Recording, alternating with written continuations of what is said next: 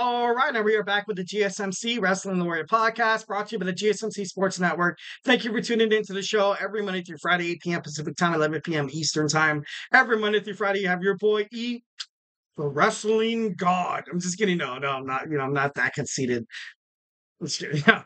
So we recently talked about WWE NXT review. Make sure you check that out on YouTube. I'm going to publish a video shortly after we go off the air. But now we're going to talk about our second segment. We're going to talk about AEW Dynamite. But before we move on to that, I want to remind you guys always to hit up the GSMC podcast.net. Shoot me your questions, comments, and concerns. Tell me what you like. Tell me what you don't like. Tell me what you want to see that happens on AEW Dynamite. Let me know who you think is going to win the fatal four-way match for the WWE NXT World Heavyweight Championship at Heatwave.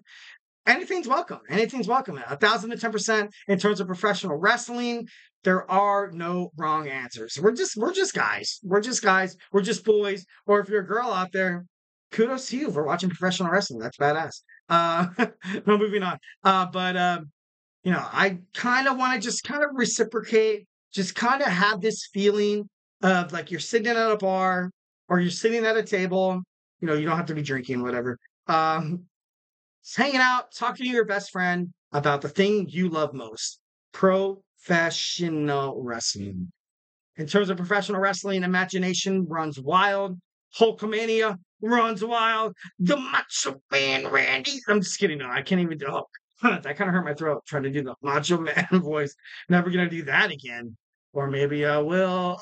I'm just kidding. No. But we're going to move on. So once again, the link is at the GSMC podcast.net. Be a part of the show. Be a part of the show. Don't be too shy. Do not be too shy. Now we're going to jump on into our AEW Dynamite preview. So tonight we have a celebration. Celebrate!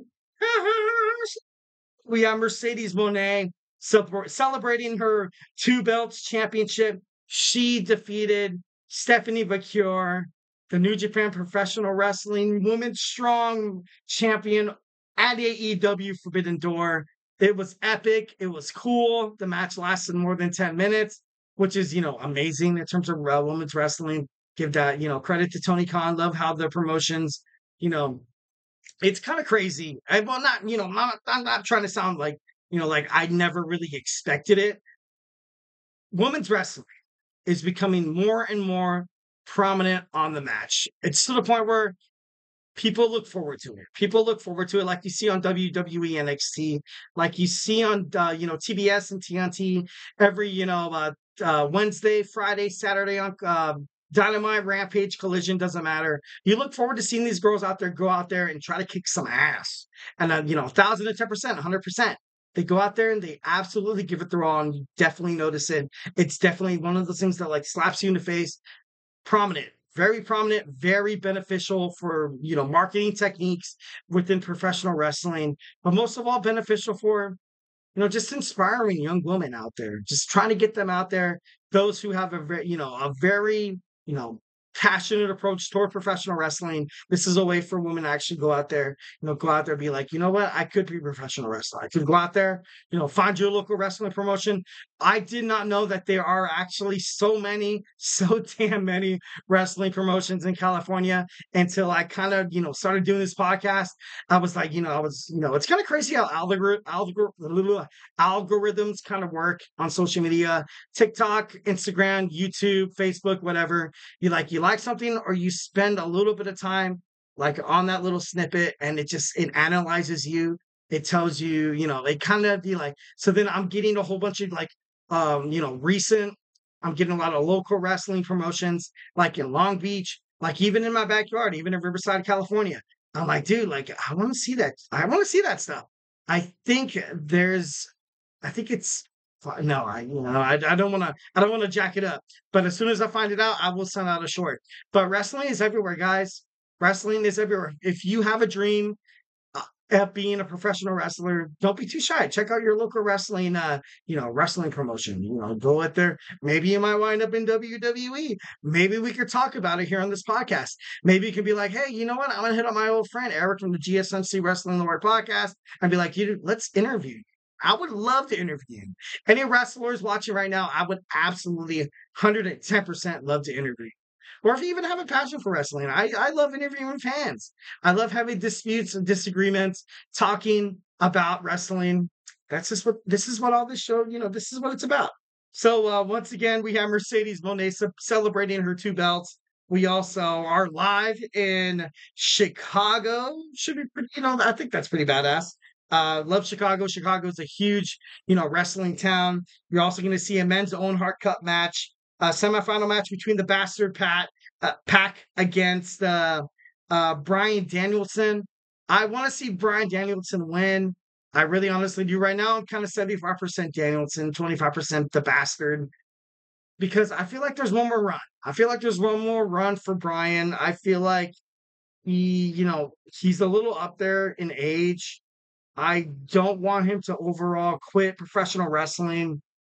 I would honestly love to, would honestly love to see him kind of move forward with this promotion in AEW. Would be very prominent, would be very impressive if he goes out there and fights Swerve Strickland for the AEW World Heavyweight Championship at Wembley Stadium.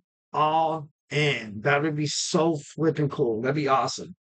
Next, we have a men's Owen Hart Cup quarterfinals matchup. Jeff Jarrett against the wild card.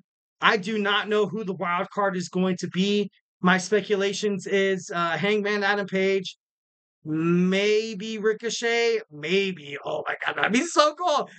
But that's probably not going to happen because you had Matthew and Nicholas Jackson of the Elite come out and they were like, you know what? They're going to ultimately bring this championship back to the Elite. So I'm thinking maybe it's someone in their kind of genre, in their kind of area. Right now, the Elite has every single piece of the gold besides obviously the Women's Championship and also the AEW World Heavyweight Championship from Swerve Strickland. And they've had their, kind of had their bouts with Swerve Strickland, kind of had their problems with Swerve.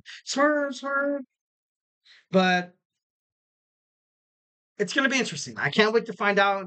Dynamite's happening right now. Can't wait to watch it. Have it recorded. Have not checked on a single shred of social media on TikTok, Twitter, /X, Instagram, all that jazz.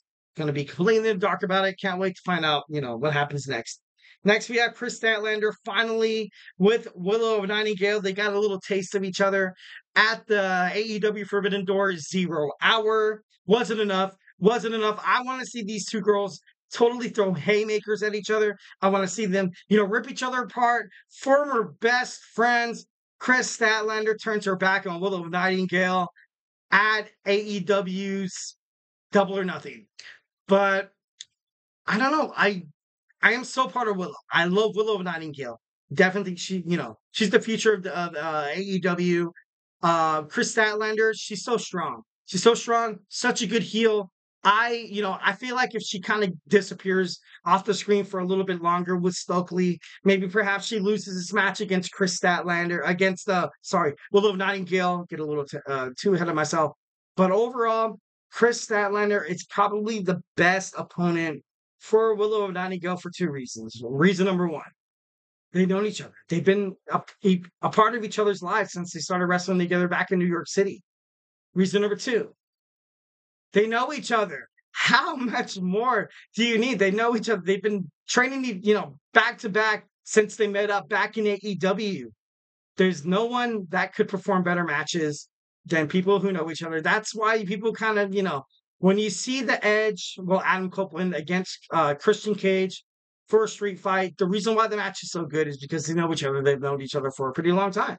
That's something you can't, dispute that. That's something that, when you see Triple H and Shawn Michaels fight in a one-on-one match and it's so good, that's because they've known each other for so damn long. When you see The Undertaker fight against Mankind, it's because they know each other. The best thing about professional wrestling is probably the best thing you can see in terms of professional sports. Team chemistry. Obviously, in professional wrestling, it's not team chemistry. It's like superstar to superstar, relations. It's about, it's not about how big and strong you were. WWE's done that in the past. WCW did in the past with Bill Goldberg. Be like, yeah, let's get this strong guy from football and have him just reign terror. on the WCW Nitro roster and the Thursday Night Thunder roster. Yeah, that was a good idea. Not really. That guy injured more superstars, injured, took out the amazing, the incomparable, the best there is, the best there was, the best there ever will be, Bret Hart. Wasn't a good idea. It wasn't a good idea. So the best thing, a lot of undervalue here in terms of professional wrestling and in all of sports. The best thing you can do is establish team chemistry and let it all unfold, building for major success. All right, and lastly, we're going to talk about our AEW International Championship match between Will Ospreay against Daniel Garcia. Daniel Garcia got the opportunity from Will Ospreay. Will Ospreay is going to come tonight. He's going to be pissed. He's also going to be a little. He's going to be a little diminished. I feel like if he's going to lose the AEW International Championship title, it'd be kind of fitting for him to kind of lose it tonight so he can start fresh. No more Don Callis family. Done with that. Daniel Garcia finally gets the push he deserves. Maybe fights, MJF for the AEW International Championship at, Wembley Stadium, all in. Couple things to look forward to on AEW Dynamite. We will hear from the returning Britt Baker. We will hear from Don Callis, probably to address Will Ospreay's subordination, not taking the screwdriver. We will, find out who the wild card will be. My bet, I have 3. I have the Hangman Adam Page, Ricochet, and Dijak. Dijak recently got released from from the WWE NXT roster. He was seen backstage at AEW Forbidden Door. Maybe he finds a way to be like a bodyguard for the Elite, big guy. Honestly, if I had to put my money on that, that would probably be my best speculation. All right, so guys, do not go anywhere. We're going to talk about the future of WWE Raw, the future of WWE SmackDown, in terms of television rights. So, hey, do not go anywhere.